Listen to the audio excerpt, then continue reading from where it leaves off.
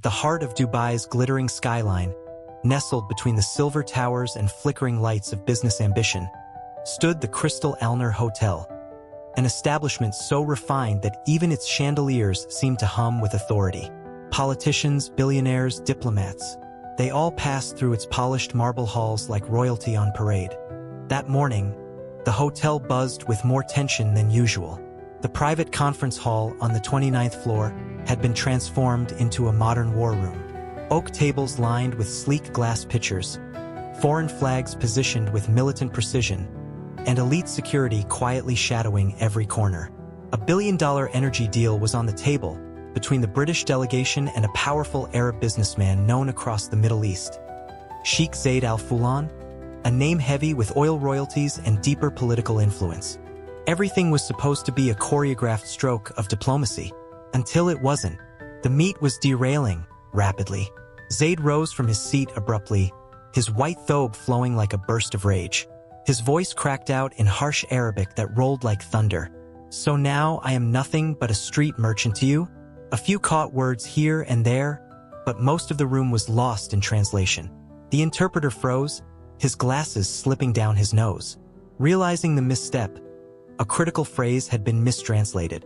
What was meant to be flexible payment arrangement had instead been butchered into advance installment with no guarantee. A simple error, one mispronounced idiomatic phrase, was about to cost Britain a billion-dollar deal. Zayd's voice boomed again, furious, and he turned sharply toward the door. His assistant scrambled after him, trying to de-escalate, but the sheik didn't break stride. The air around the table was suffocating. The British team, led by an arrogantly poised man named Simon, was paler than the linen tablecloth. His voice trembled as he stammered, "Your Excellency, please, it's not what we..." But it was too late. Just then, in the far corner of the room, a mop was leaned against the wall, forgotten. A figure stood still beside it, someone no one had really noticed until that moment. Madison Carter, 26 years old, stood in her crisp hotel uniform. White collar pinned down, hair tied back into a disciplined ponytail. No makeup, no jewelry, just presence. Her hands rested calmly on her apron as if they'd done so 1,000 times. Hers was not the presence you stare at until you do.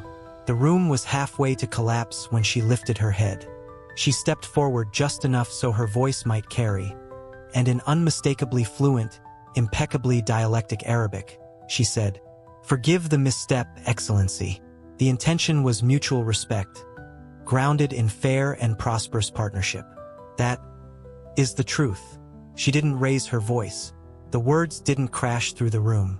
They moved like silk, but carried the weight of conviction, layered with a native Gulf accent that couldn't be faked. Not with books, not with apps. You had to have lived it. And Madison had. The room froze. Conversations halted. Laptops stopped clicking. Even the ambient hum of the AC seemed quieter. Zayd halted right at the door, one hand on the frame. He turned slowly. When he faced her, his gaze was not angry anymore, but inquisitive, as if the wind had changed and he could smell something unexpected. "You speak my language?" he asked, voice lower now. Calculating. Madison gave a slight, respectful bow, the kind they teach in the old Gulf circles. "Yes, Your Excellency. I grew up in Oman." Zayd's brow raised, not with surprise, but genuine interest. His face remained stern, but his eyes flickered. The room waited for a snap of humor. None came. The interpreter looked like he wanted to disintegrate. Simon was paralyzed in embarrassment. Some of his team just stared at Madison, as if she were a glitch in their perfectly predictable machine. To this day, that sentence saved the deal. Not because it was linguistically brilliant, though it was, but because it was sincere, grounded, delivered without concern for spotlight or recognition. Madison hadn't rehearsed. She hadn't even spoken loudly, but she had spoken right. Silence followed her words like loyal dogs. Even the sheik's hardened assistant blinked, uncertain. Then came the snickers.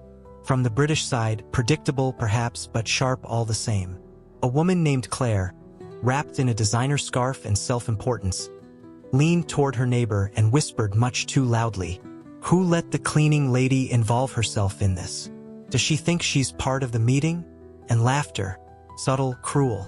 It danced around the conference room like broken glass skittering across the floor. Madison didn't flinch. She didn't even react. Her fingers only tightened slightly over her apron, then released. She kept her shoulders back, her calm expression unbroken. Her silence screamed something more profound than any comeback ever could. But Claire didn't stop. Her smug colleague leaned in and added with a smirk, "Maybe she's just here to mop up the mess." Another chuckle, louder now, braver, because cruelty gathers companions easily in silent rooms. Madison didn't turn, but she spoke, to no one in particular or to everyone.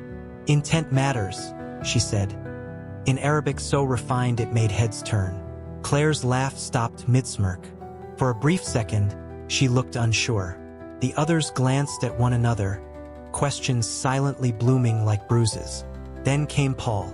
The hotel manager stormed in, his face taut and red, tie crooked from rushing, the smear of ego on boots polished daily. He grabbed Madison's arm, just firm enough to be disrespectful, and hissed loud enough for all to hear, "What in God's name are you doing? You have no right to interrupt high-level negotiations." Madison simply looked at him. Her expression was still serene, but there was something in her eyes now. Paul went on, gesturing wildly, voice rising to the rafters. "You clean, Madison. You clean floors. You don't belong here." Whispers, awkward shuffling. Members of both delegations avoided her gaze. The same mouths that had just mocked her now averted their eyes. Zaid didn't say a word. He watched. The room held its breath. Madison bowed slightly. No tears, no raised voice, no begging. Just a nod. She walked away slowly, placing the mop gently back against the wall like a memory, passing by the gathered suits whose gazes fractured beneath hers. Yet, as her hand touched the doorframe, a voice, young, mocking, broke the tension. One of Zaid's junior associates leaned sideways, loudly clearing his throat and smirking. "So soon," he said in Arabic. "The room isn't clean yet." His chuckle aimed for cheap victory. Madison paused but did not turn.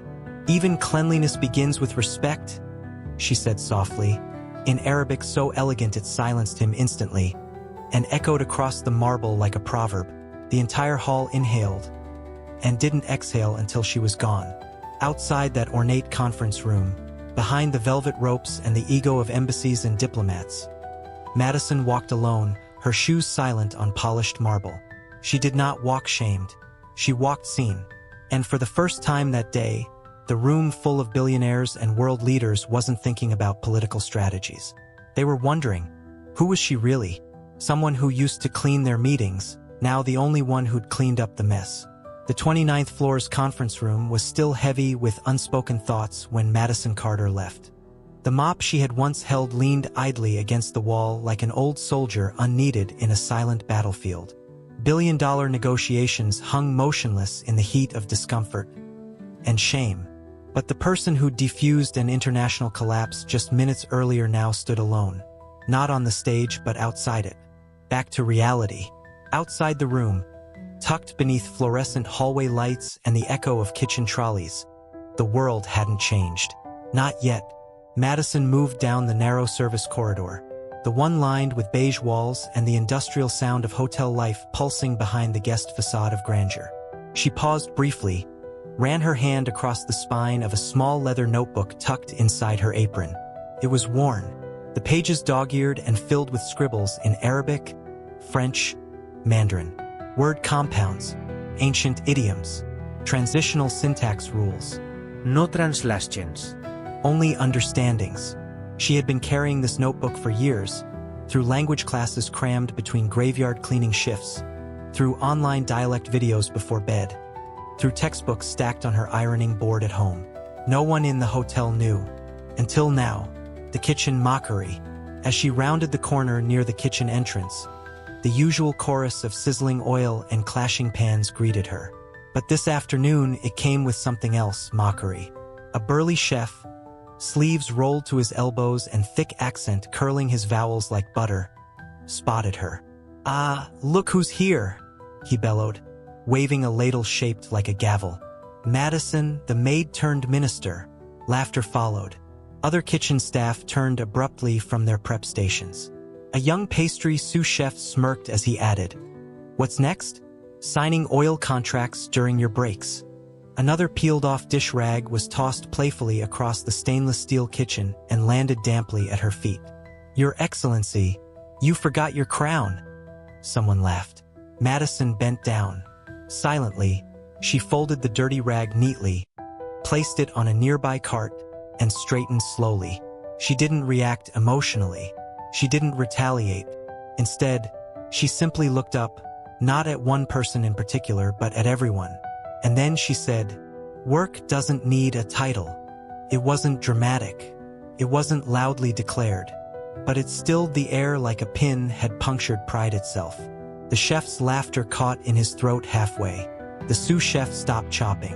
The baker who'd thrown the rag opened his mouth to respond. But no words came. Respect, elusive and overdue, rippled through the tiled hallway as Madison walked away, her steps measured and unhurried. It was there in her poise, in the careful silence that trailed her, in the worn-out shoes that said duty louder than any corner office. Whispers from the gold-lined corridors. Later that afternoon, as Madison walked through the main lobby, elegantly designed and scented like vanilla privilege, the whispers returned. But these were sharper, hung with jewel-toned sarcasm. Several hotel guests, draped in designer gowns and dripping in diamonds, paused their polite gossiping when she passed. One woman, thin-chinned beneath a fox fur wrap, narrowed her gaze over champagne glass. "Isn't that the maid? The dramatic one?" Another, younger and crueler, snorted. "The one who thought she could play diplomat with the sheik?" They giggled. False laughter tinkled through the air, fine crystal shattering. A man leaned lazily against a plush armchair, swirling Bordeaux in a glass far too delicate for his cruelty. "Stick to the mop, sweetheart," he snarked. Madison paused mid-stride only for a second. She turned her head just slightly. No theatrics, just calm eyes that caught his. "A mop cleans floors," she replied quietly, voice steady. "What cleans arrogance?" The man's satisfied expression twisted. His wineglass hovered awkwardly in midair. Forgotten. No one laughed this time. Eyes darted away. Throats coughed dryly. Madison walked on, unbothered, her bag grip tightening only slightly, the way a violin grip holds before performance. The fallout inside the boardroom. Back up in the negotiation room, things weren't much better.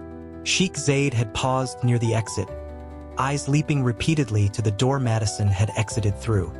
His usual stiffness now carried a strange meditation, as if replaying a moment no one else truly understood. Simon, in contrast, was unraveling. He tried to steer the conversation back, pushing new briefing sheets across the table, dabbing beads of anxiety with his silk pocket square. The British interpreter was still regrouping, one hand on his pulsing temple, horrified by his mistake. Yet no words stuck, until, unexpectedly, Zaid interrupted the room, his voice low but unmistakable. "Let her sit." The entire room stopped moving. Simon blinked. "Pardon me?" "Zaid." Now more direct. "She will translate." None of Simon's refined mannerisms could mask the panic. "Sir, she's a..." He trailed off, because there was no follow-up to that sentence that didn't scream prejudice. A moment passed, then another. One of Zaid's advisors, silently turning over possibility in his mind, pulled out a chair. The wooden rumble resounded over dead silence. The cleaning lady returns. 15 minutes later, Madison stood again at that same marble threshold. Her name hadn't been called, but a hotel employee had asked her to return to the conference hall. Inside the room, a very different atmosphere than before awaited. Nobody yelled. Nobody mocked. They just watched. Madison walked in slowly, her expression unchanged, more composed than anyone present. She took the vacant seat near Zaid's right hand and placed her notebook on the table. her pen uncapped with the sound of quiet defiance. Then she began interpreting. Beautifully, precisely, not just with words, with inferred meaning, with emotional tone, with the musical jaw of a dialect learned under real sky, among real speakers. And the sheik nodded very slowly, but he nodded after each portion. Simon's discomfort crackled like dry leaves. The final jab. During a break, as tea was served and tension had finally cooled, thanks primarily to Madison's seamless translations, Claire, the scarf-wrapped woman from earlier, approached Madison. Her smile was stretched too tight to be sincere. "You must feel so special," she said smoothly, voice dripping with orchestrated jealousy. "Stepping in like that. But let's be honest, darling, you're out of your depth, aren't you?" Claire's eyebrow arched, waiting for a flourish, expecting something uncultured, unpolished in return. Madison set her pen down gently. She didn't rise. She didn't posture. She looked up calm, but unblinking. "Depth," she said after a moment, "isn't measured with titles." Across the room, a few members of both teams stilled. Claire said nothing. She adjusted her scarf just slightly, cheeks warming, lips pressed. Then she turned. Madison picked up her pen again and resumed reviewing her notes, as though nothing had just happened, because to her it didn't. Her notes mattered, not Claire, the quiet that follows thunder. That evening, long after the last signature had been inked and the final handshake completed, one truth had bloomed across both delegations like quiet wildfire. One person saved the deal, and she didn't need a seat at the table to do it. She just needed truth, language, and calm, collected courage. Madison returned to her quarters that night. She passed the same staff who had laughed that morning. Some avoided eye contact. Some nodded awkwardly. Nobody said anything. A few guests whispered when she entered the elevator. One muttered, "That's her." But no one made fun of her now, because respect, once earned in silence, gains nothing by volume. The Crystal Alner Hotel never issued a press release. No statement, no recognition, no apology. Instead, they issued a warning letter to the maid who had stopped a billion-dollar crisis with a sentence and a calm gaze. Officially, Madison Carter's intervention was labeled unauthorized personnel engagement. Unofficially, it became the most whispered-about event in the corridors of power that week. To the brass at the top of hotel management, her actions stepped out of line. She had interrupted a high-level diplomatic event, spoke out of turn. Wasn't that grounds for removal? But to the man who actually mattered, to Sheikh Zaid al-Fulan, Madison hadn't intruded. She had delivered the summons.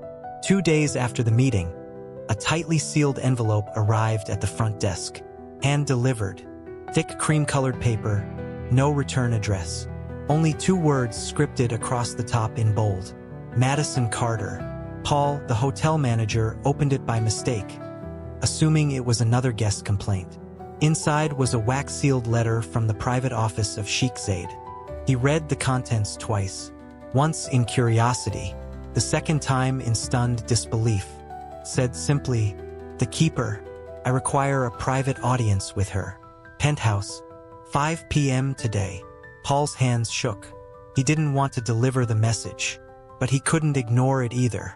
That wouldn't just be bad for the hotel, it could be catastrophic for his career.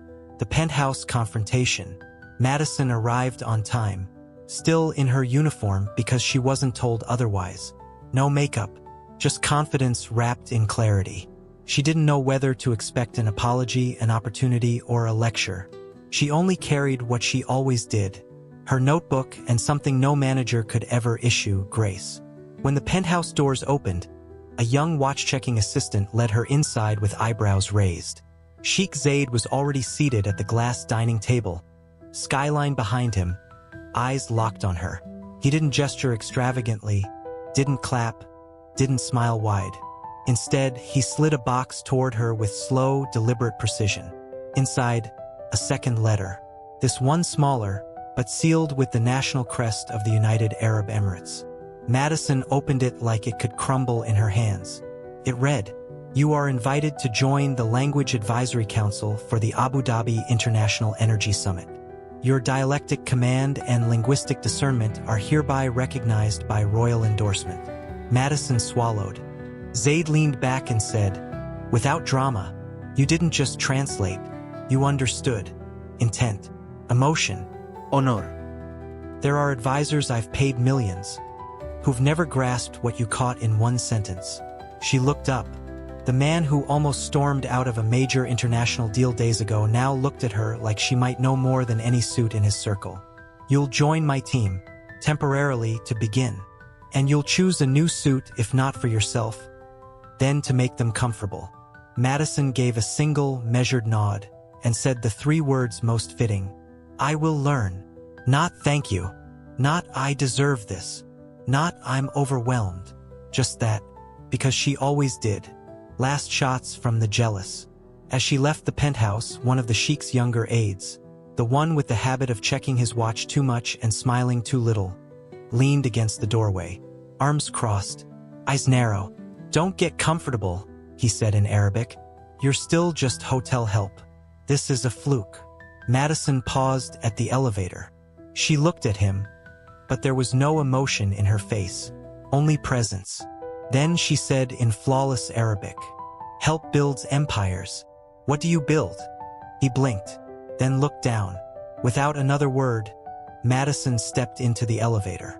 Behind her, the sliding gold doors whispered shut. The elevator altercation. Inside the elevator was another hotel employee, clipboard in hand, eyes scanning her up and down. A senior event coordinator, the type that always had a problem and never a solution. She scoffed.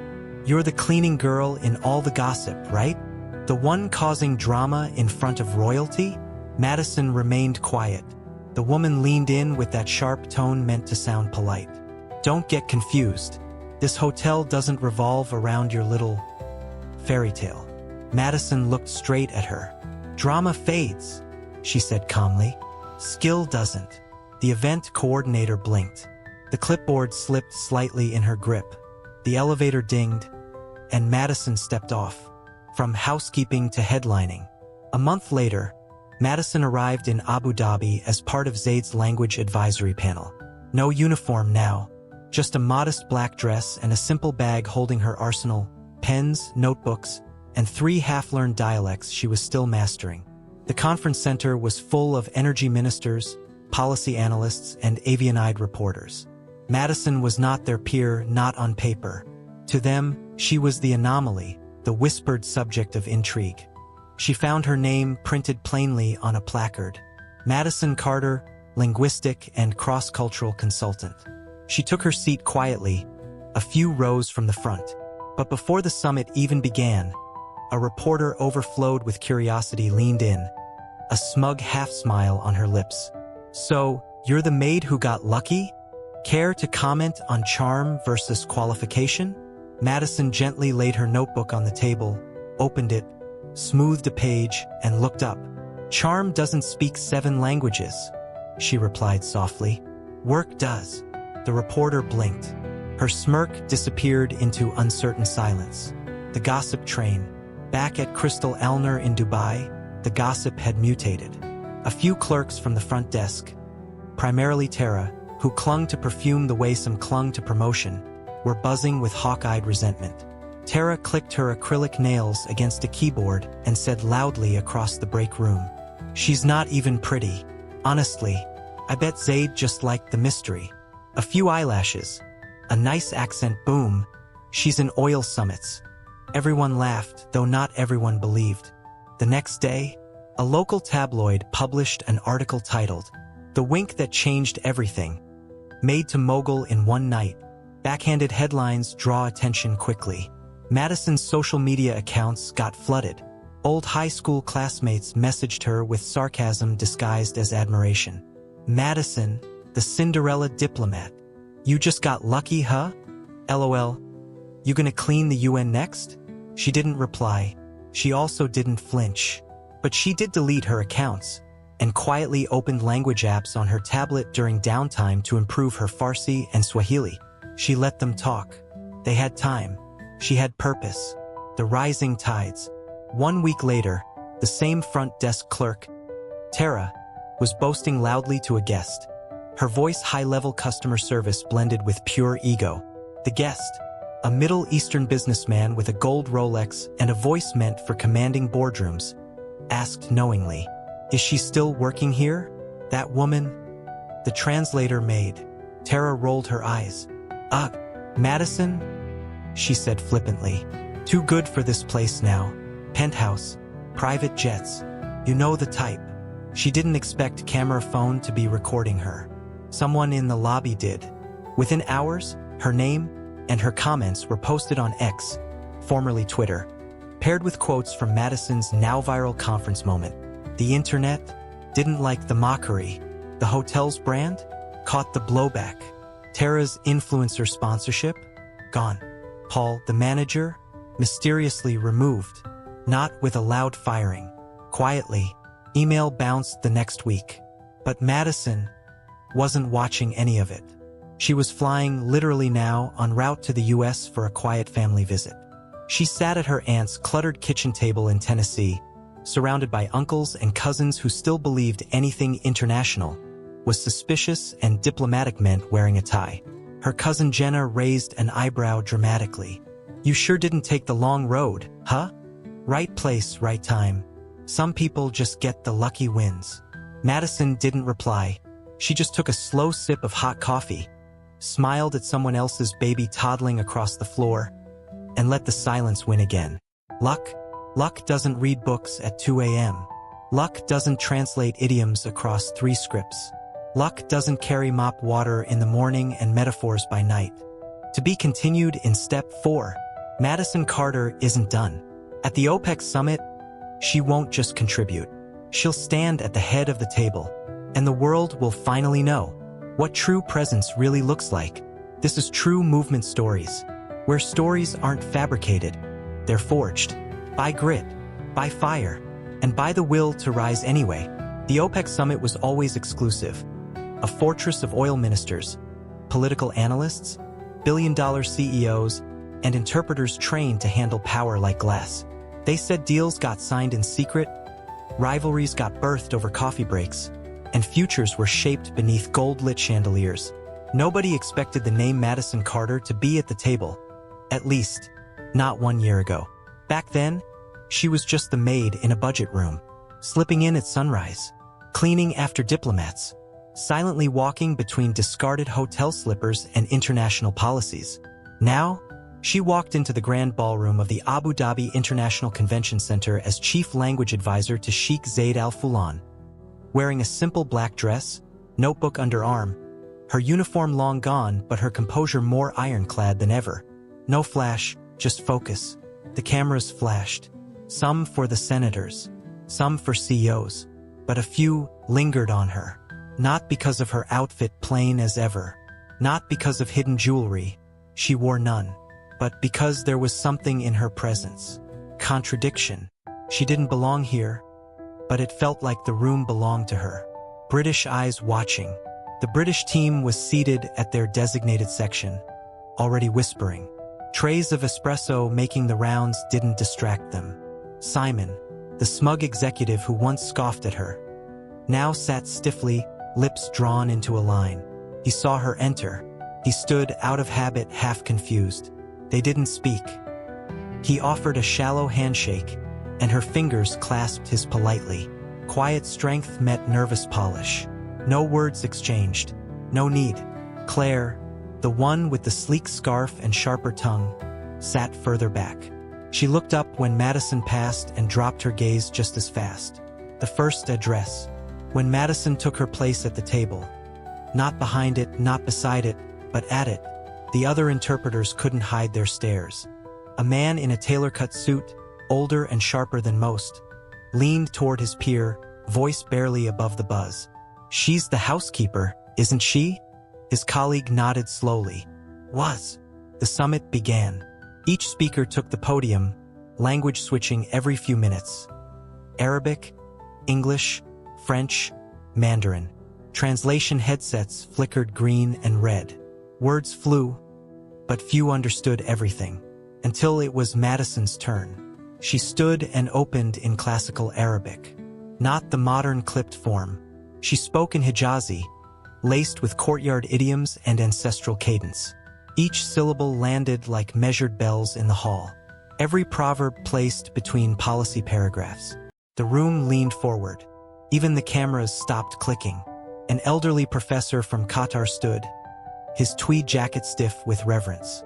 "I never thought I'd hear this form again," he said aloud through tears. "Not from an American. Not like this." And then, for the first time in the summit's history, a standing ovation broke protocol for an interpreter. The reporter's trap. During the mid-session break, a Western reporter moved in, holding a microphone with too much hunger and too little patience. He cornered her by the terrace doors. "Madison, quick question," he said, his smile plastic. "How does a hotel maid manage to climb her way into the center of OPEC diplomacy?"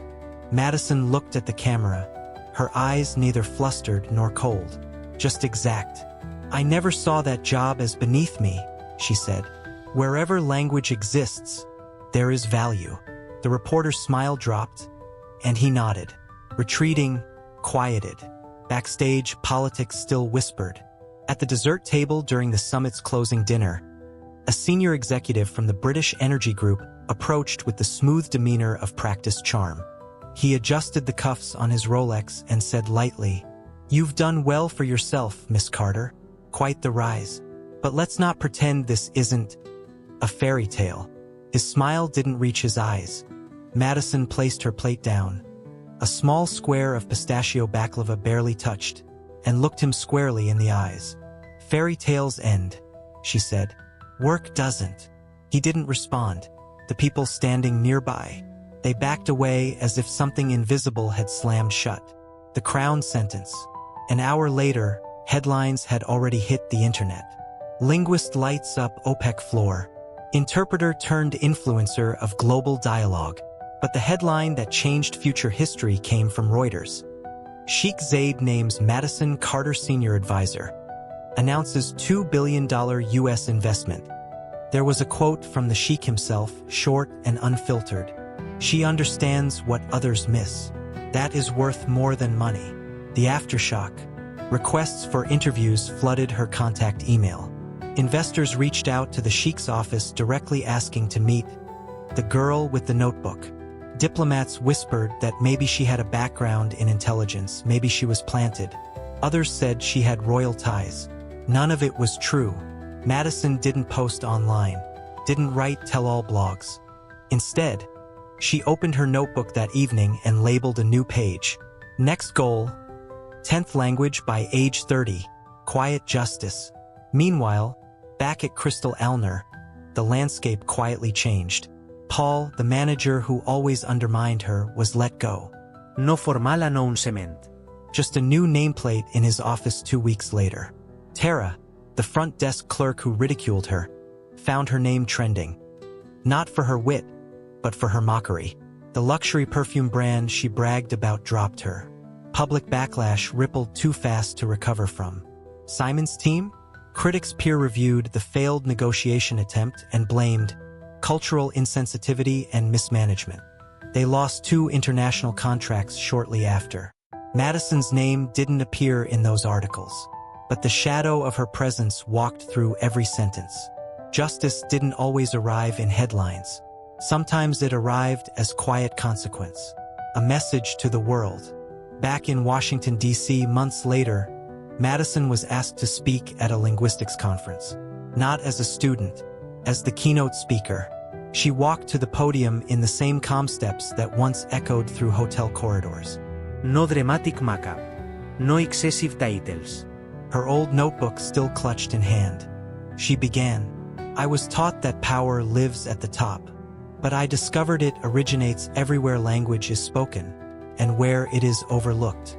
We often confuse position with knowledge, but anyone can clean a room. Not everyone can clean a misunderstanding. So if you feel unseen in a room full of noise, don't get louder, get clearer." The standing ovation felt quieter than the one in Abu Dhabi. But in some ways it meant more. Her legacy, still quiet, still powerful. Madison never started shouting when the world finally looked at her. She just kept walking toward the next language, the next room, the next summit. On flights, she still studies vocabulary while others fall asleep. At hotels, she still thanks every member of the cleaning team. She even requested her OPEC badge to read simply, Advisor Translator. No degrees, no extra stuff. No fluff. Because she didn't need the world to loudly validate her. She already knew who she was. And now we ask you, have you ever been overlooked, mocked, dismissed, told you don't belong at the table? Because here on True Movement Stories, we see you. You weren't too quiet. The room was just too loud. But your time is coming. Keep walking, keep learning, keep translating your worth into action. Let's tell more stories like Madison's, stories that don't start powerful, but end unforgettable. If this story inspired you, please subscribe to True Movement Stories. Comment below where you're watching from, and share this with someone who's still laying the first bricks of their empire. Because your footsteps, your quiet climb matter.